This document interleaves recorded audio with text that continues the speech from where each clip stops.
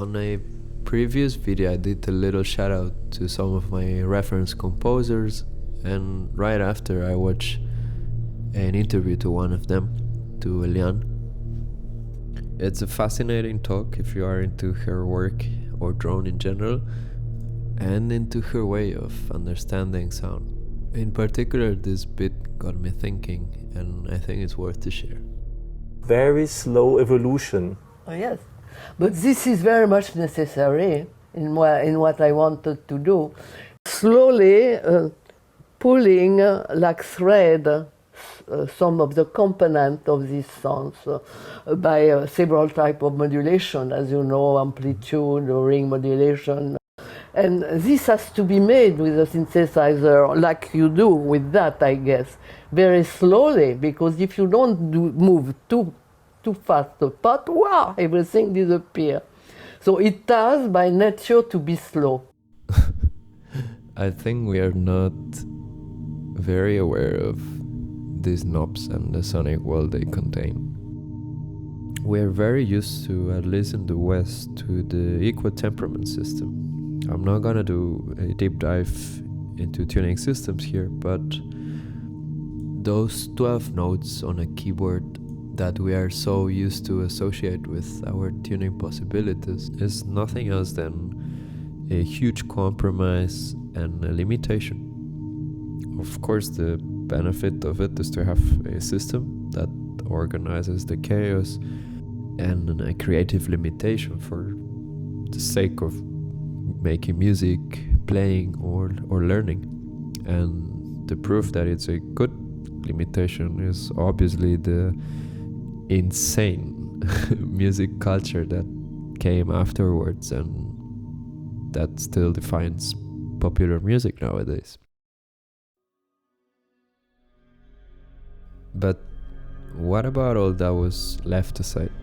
What about that liminal space between one note and the following? Some cultures like Arabic or Indian music have a bigger division, and that's what makes their sound so distinctive to our Western ears. So this harmonium, which has these 22 shrutis, and you can even show this here, that we have provided these additional knobs for us to give 22 notes within 12 keys. Another note. So we have 22 choices, which allows us to tune this harmonium absolutely in a consonant or susamwadi manner as required in Hindustani classical music. This exploration between notes has such a cool history in electronic music. In the 60s, the composer Lamonte Young was basically saying no to equal temperament, and he wanted to go back to just intonation, which is a tuning based on pure mathematical ratios. So it's kind of like he was going back to how music worked centuries ago, but with new technology.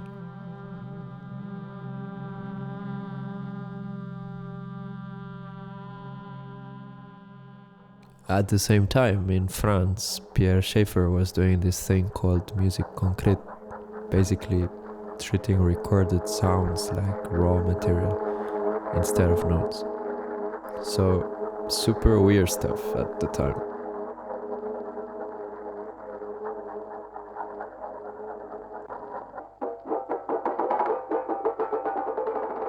It wasn't this era of experimentation with sound that women really made all the cool shit, and I'm quite shocked, also not, because that's what we see every day in whatever industry, but I did not know about this until I did this research for this video, and I've been in contact with electronic music for quite a long time. I even went to music school, and I had electronic music history classes, and this was not explained. But I would like to really mention this for women who, what they did and with what they did it, and how it sounds nowadays. It just blows my mind in 1,000 pieces. I would like to start with Daphne Oram, she basically drew with sound. She draw doodles and shapes on 35mm tape, and she converted that into sound. Not only that, she invented that machine. And just side note, she was also one of the co-founders of the BBC radio workshop or workstation. I don't know. But anyway, she invented that machine, and how it sounds, it's crazy. I'm probably gonna put a video here where you can see that machine, and it honestly just looks like a prototype, a hardware prototype of our nowadays programs and softwares, our DOS. What else can I say?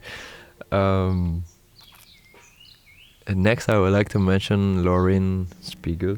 She was making software, music software, in the 70s with computers the size of our bedrooms. And those computers had the power of a Casio digital watch, probably, or not even. And again, the music she did sounds incredible. It's slow, it's sustained, it's rich, it's beautiful, and in fact it's physically floating in the space right now. She was one of the artists that put her music into that thing we send into the space to have a long-lasting proof of our music culture. And of course she did that because it sounds insane, really.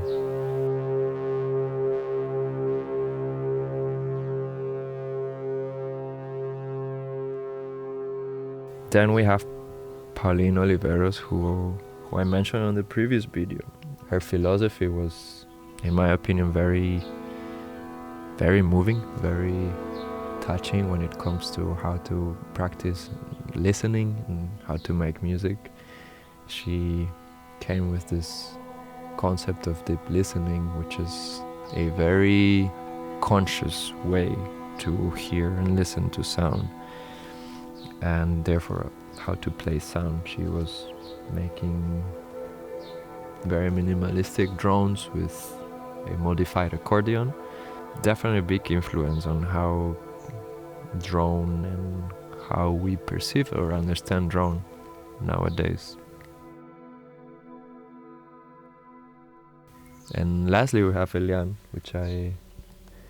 which is kind of like the protagonist of this video. She actually started as as an apprentice or assistant of Schaefer, the dude I presented before, and she quickly developed her own sound, especially when she put her hands on the ARP 2500 synthesizer, that just gave her this machine to build this slow, long evolving, minimalistic.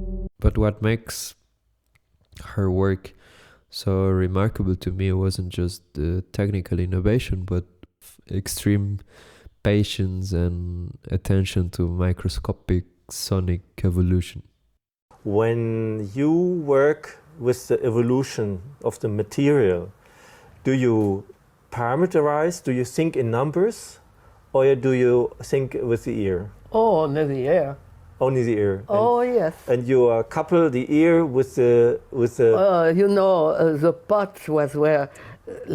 Sometime I was moving them no more than it would be with an air, you know. Mm-hmm. No, it was very, very, very, very slow movement, and only the ear and stopping sometime. This is why at the beginning it's difficult. It's always moving. This way of making music couldn't be possible without the electronic technology that free us and them from being stuck with those 12 notes. An oscillator could make literally any frequency, not just the notes on a piano, but everything in between.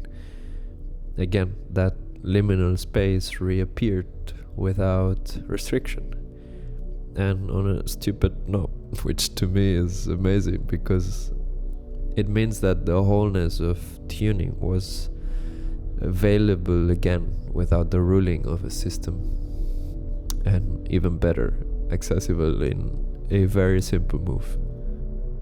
And this tradition continues today with not only contemporary artists but also with contemporary tools. Principles that before required massive, gigantic modular synthesizers or fancy tape studios, now they can be explored with smaller and very portable instruments like this one, a digitakt. So let me show you how we can apply some of these concepts with it and have some fun. Right, what we got from the last jam was this here. It's basically 3 tracks.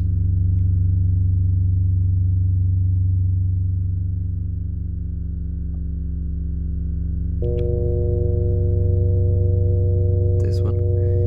We basically got these 3 tracks going on, and at some point in the jam I remember I kind of turned track 3 down and just jam with this 2 because we found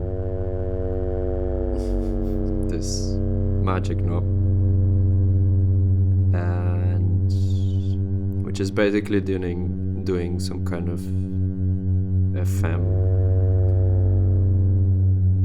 effect. Since we are modulating the tuning, we're modulating this guy here, but with very fast rates. So it's, what do we hear? It's the classic FM kind of effect. And we're gonna build this from scratch, so you can all set it up with me. I'm gonna use 6, 7, and 8. So we make sure we don't leave anything behind. And let's start. Let's just go straight to it, because we know after jamming and after the hopefully useful introduction of this video, what we are approaching here is to work with oscillators that are constantly producing sound. So we are not sequencing anything.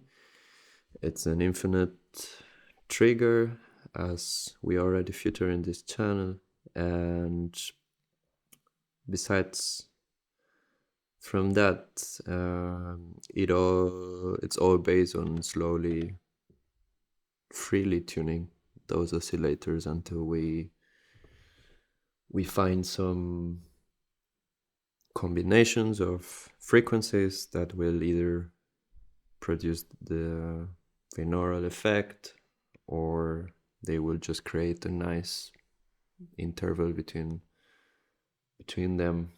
We're gonna explore the FM modulation, some amplitude modulations.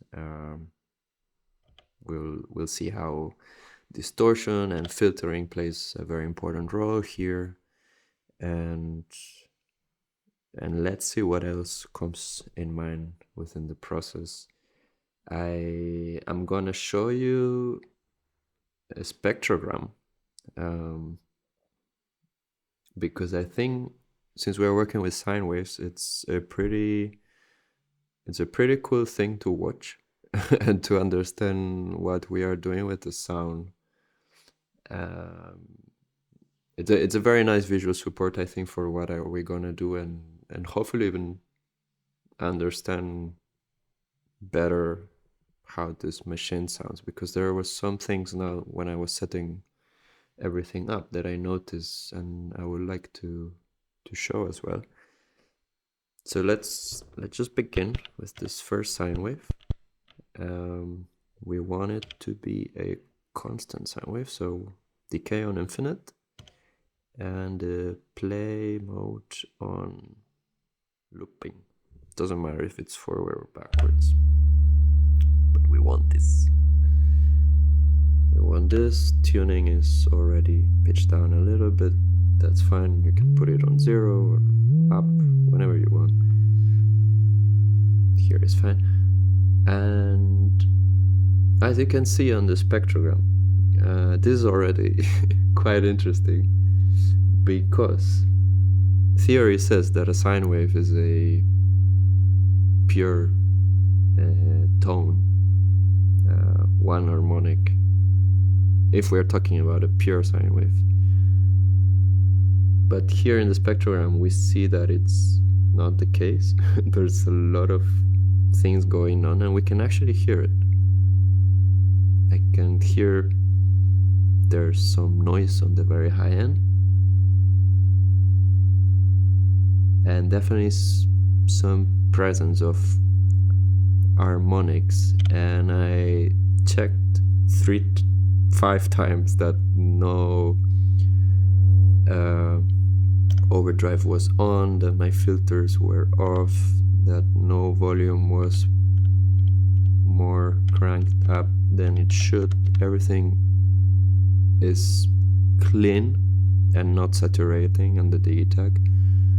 So I guess what this means is that the sample we're using here, which is the stock samples from the digitakt, the one cycle waveforms, are recorded already with some kind of saturation.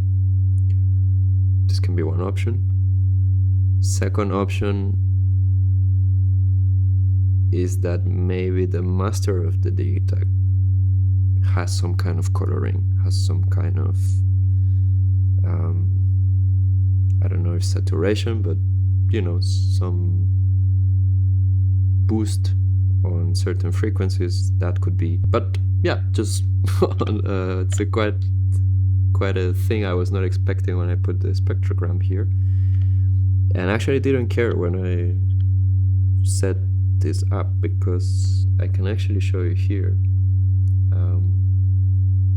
I set up an operator, and as you can see, when I'm triggering a note, it's much more clean than what you're getting from the digitakt, and both being a sine wave.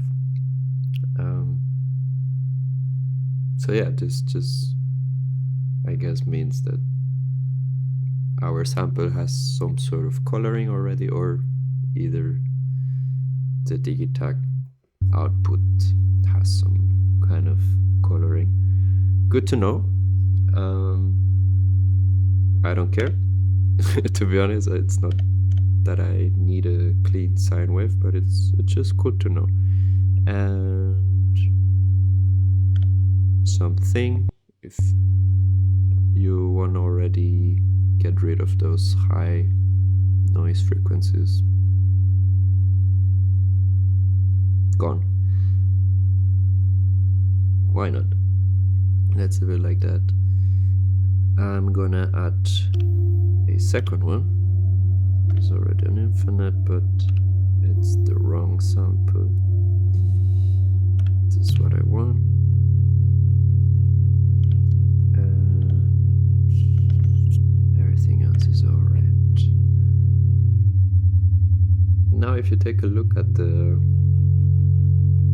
spectrogram, is when things start to sound and look cool. That's why I put you the spectrogram, because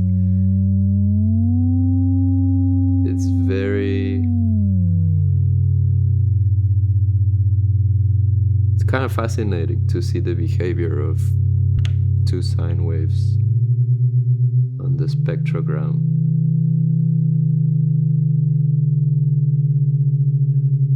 And how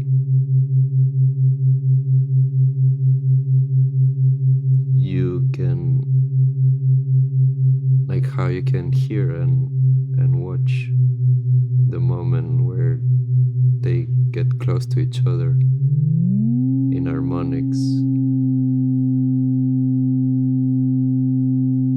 You start listening this pulsating effect.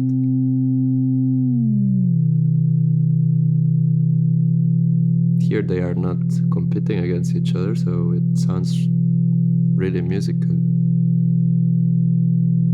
Some kind of nice chord effect.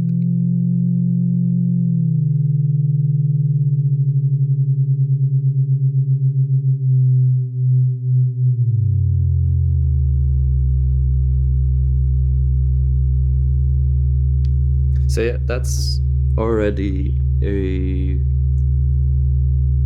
beautiful dance you can do with 2 sine waves and only playing with the tuning, super slow.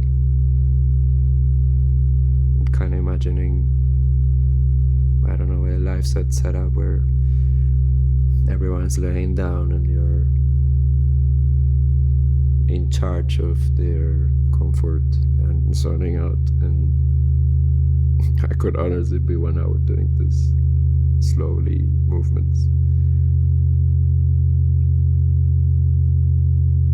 What happens if we start adding saturation? The sine wave is filtered, so we have quite a big room to saturate until we start clearly perceiving it.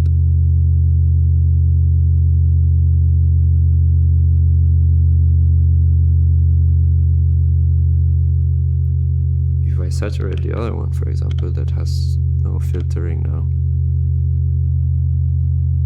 immediately at 0.01 we can hear this on and off of the overdrive module in the digitakt. So it's not smoothly, although once it's activated, once you pass 0.1, the progression is very smooth.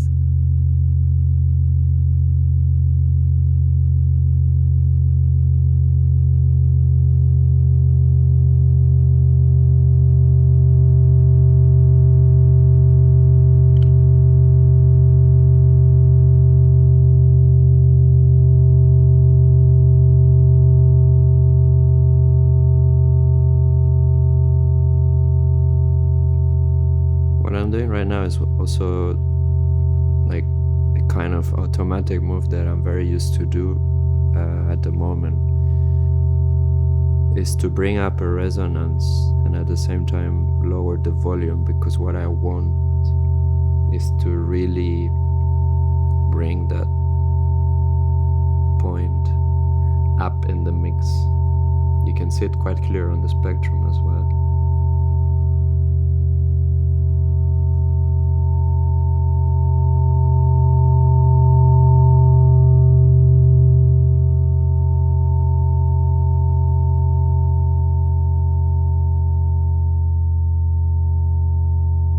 At this level, for example, we are barely listening the rest of the harmonics except for this one. If I bring this down,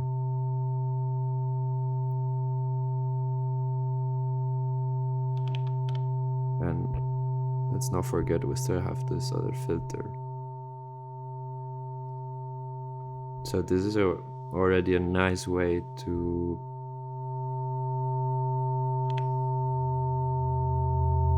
clean your drone or have some flexibility on how you want to shape it.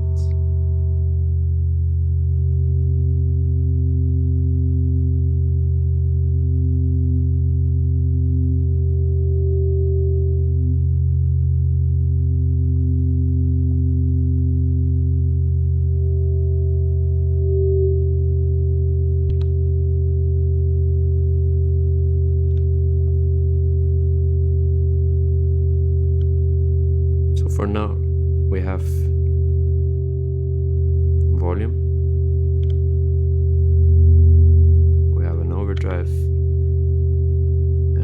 filtering. These are 3 parameters that already give plenty of room to constantly be modulating our sound, especially with a very slow pace. What I'm doing right now is super fast compared to what we've been hearing or listening in the beginning of the video, for example.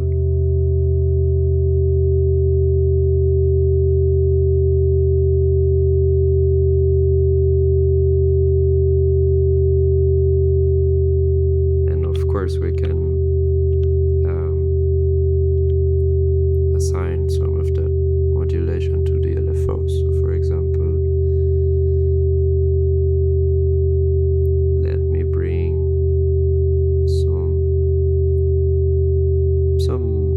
let's put the cut of the filter here.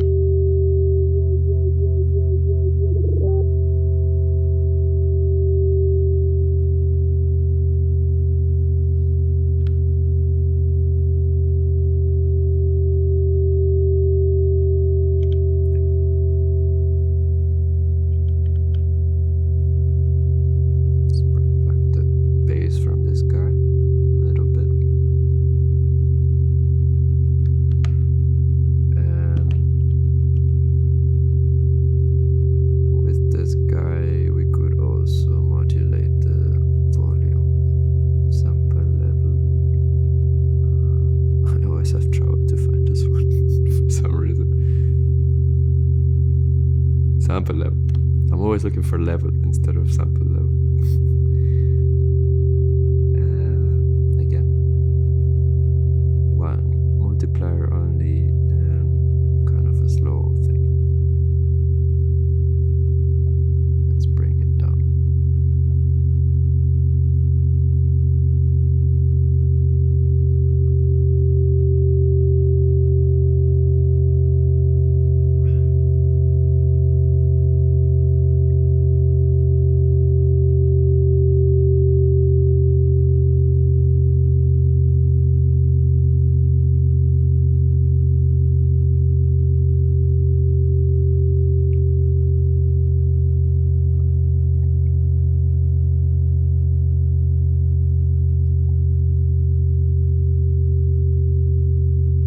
So we're already having some nice automated movement, while, for example, this track frequency and volume are being modulated by the LFOs. We could keep the control of the tuning, for example.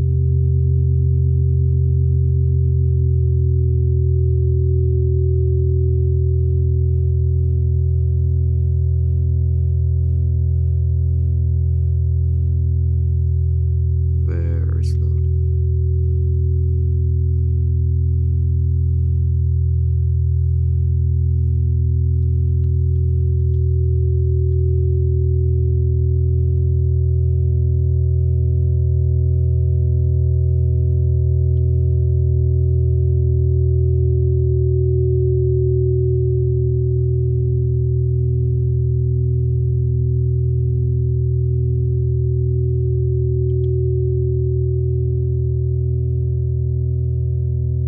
We could try. Sorry for the cut. I was suggesting to add some reverb, especially if we do this resonance.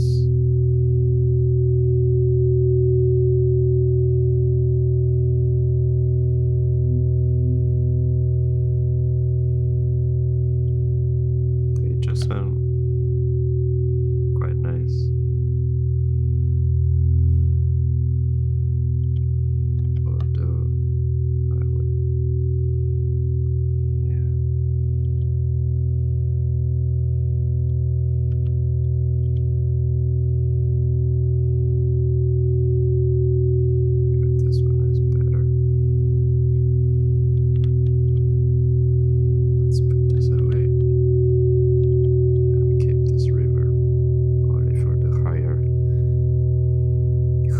content to not saturate with bass too much.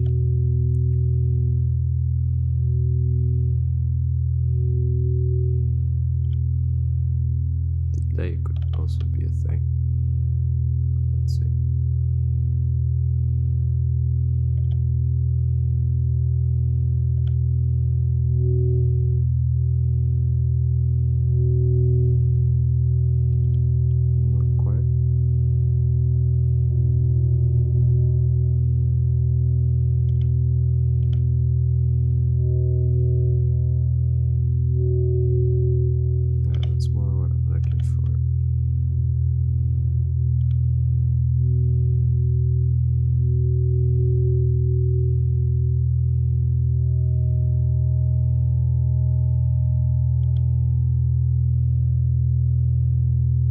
Instead of reverb, let's just wash out the delay.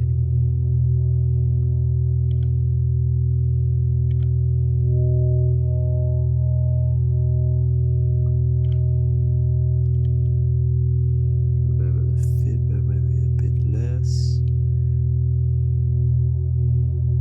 Time was alright, I think.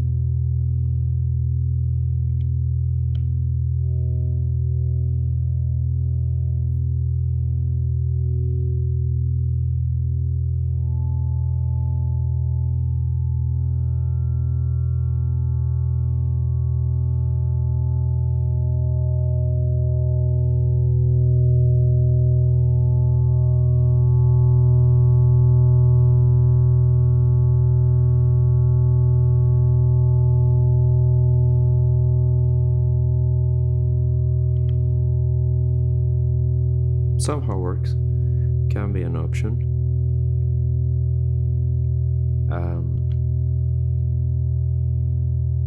Let's jump now to the point that got me most excited when I was jamming, which is this FM kind of effect. And I'm gonna use track 8 for that, since we have quite a lot going on with track 7.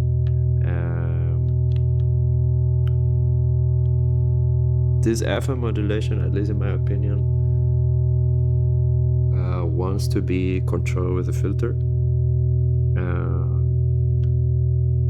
And the reason is because we generate a lot of harmonic content pretty fast. But let me just show you. So for that, we want to modulate the tuning of our sample in very fast ratios. I think in the jam I use 500s,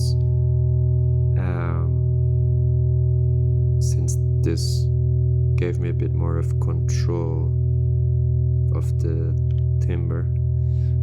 I'm gonna open the filter so we can really hear, and maybe actually I'm gonna mute this for now, so we only hear track 8.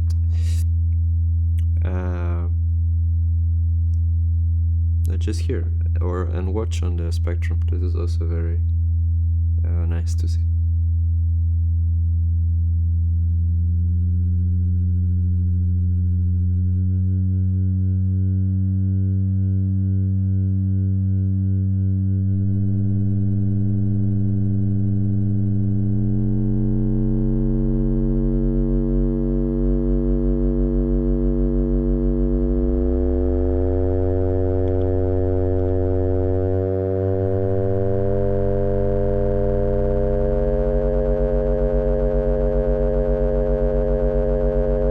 Plenty of harmonics. We can also adjust from here. And let's hear how this changes.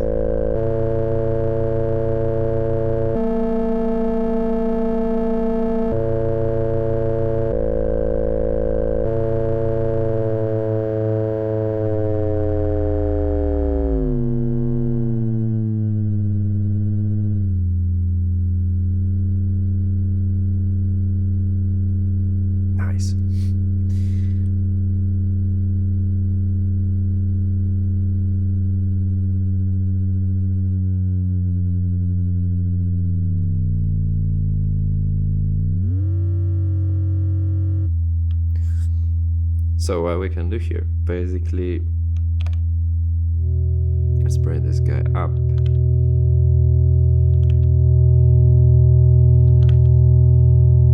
This is now quite a powerful knob to slowly add color to our drone.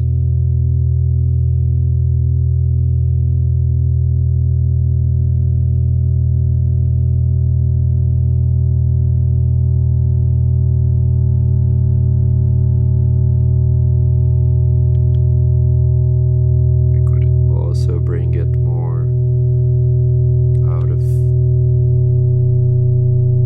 the blue.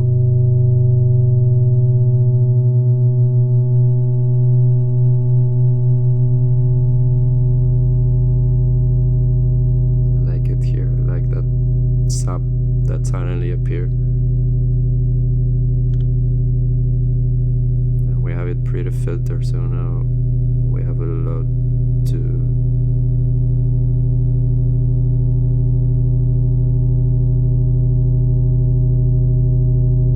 reveal somehow. We can still play with this here.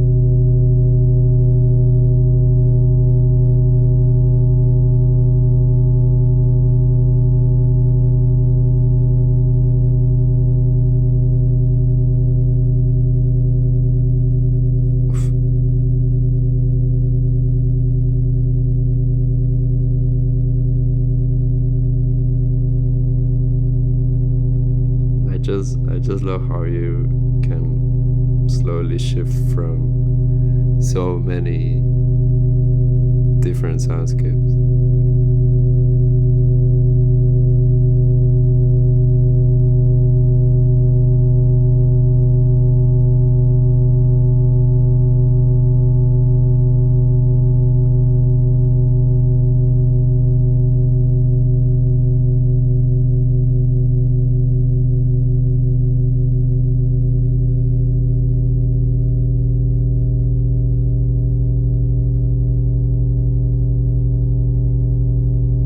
What the fuck is this?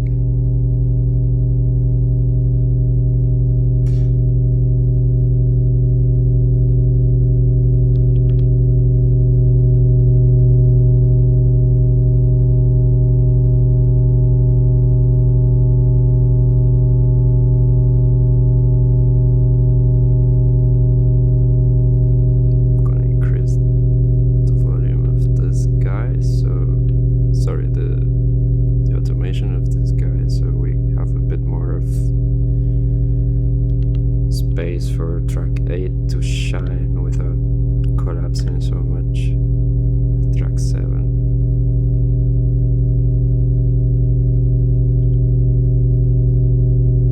I guess we could even spatialize them somehow.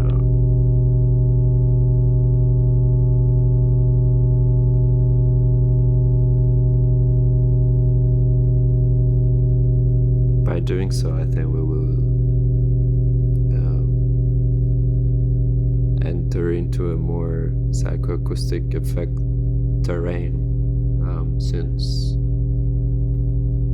there's this thing that when you sum one tone and another tone, especially if they are each on one side, the difference between those tones or intervals can generate a ghost tone because of the separated perception of both coming into your ears. I think it needs to be in a certain amount of volume, and in headphones I think it's not so easy to happen, but I know on speakers, if you do this and you crank the volume quite a lot, your eardrum starts resonating starts resonating on those frequencies, and somehow your brain generates this third ghost tone because of the combination of both. This is something Mariana Masher is known for working with, and it's actually very sick. I got the chance to go to a concert of her work where this was demonstrated in Berlin some years ago at CTM, and it literally blew my mind. Please dig deeper on this and on her work, because it's quite a crazy acoustic effect that I had no idea, and it's very cool to experiment. But anyways, wormhole there. I like how this sounds on like harp pan on each side. This gives us room to put something on the center, I guess. Which actually in the jam I did so with track 3, to have not a sine wave but a wave with a bit more of harmonics that we can just try. I think it should be loaded here. Dank, no, sparks deep, this deep. So let's put infinite decay and low. This is gonna sound way more present because of the harmonics it will contain. Yeah, we can already hear it. It's very noisy compared to the sine wave. And that's just the nature of sine waves. That's why I really, really love them, because they are so clean and warm somehow, yes. Compared to the other sound waves. But this can be easily controlled with filters, and it will actually add an extra texture into our wall of sound.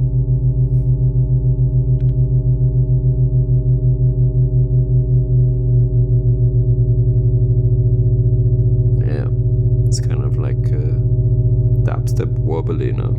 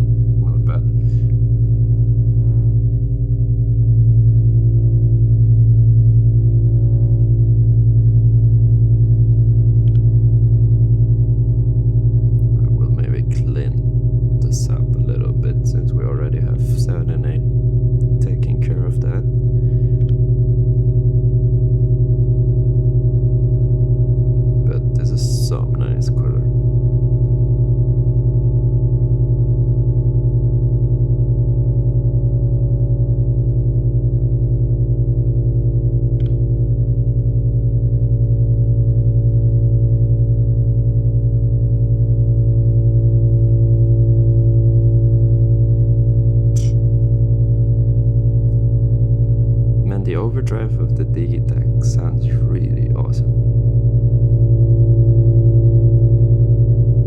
I love that it allows you to be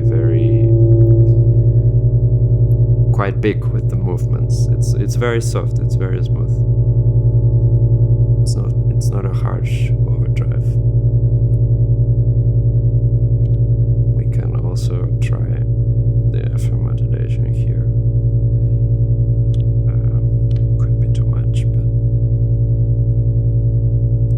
To try.